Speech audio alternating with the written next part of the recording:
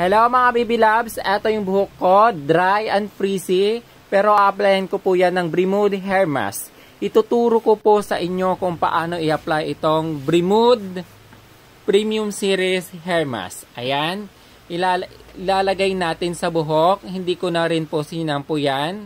Pwede po rong i-shampoo ang buhok, tapos basahin. Pero in-applyan ko po siyang dry ang buhok ko at sinampo ko yan kahapon. Ayan.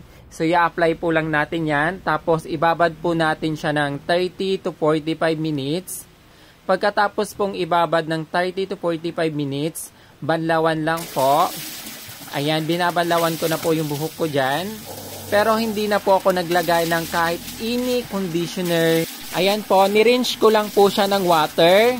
Tapos, towel dry. Yan, tinowel dry ko. Tapos, i-blower ko po dyan yung buhok ko. Ayan po, pagkatapos kong i-towel dry, ay i-blower pala. Ayan, bin-blower ko na po. Then, ayan, makikita nyo yung buhok ko. Ayan, maganda na siya. Straight na siya. At tapos malambot. Tignan natin kung anong mangyayari yung hair mask. Wow! Siya! Shiny. Wow, ito ang ganda. Blower pa lang yan. Nakita nyo na. Magkatapos ko palang blower.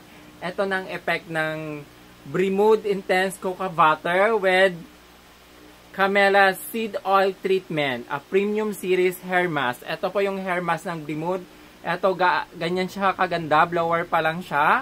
Ginamit ko siya. Ayan. Pero hindi ko na rin po siya sinampo tapos kinonditioner. Tinignan ko po siya kung gaano siya ka-effective at kalambot sa buhok. Ito po siya. Highly recommended ko po ang Brimood Hair Mask Premium Series po.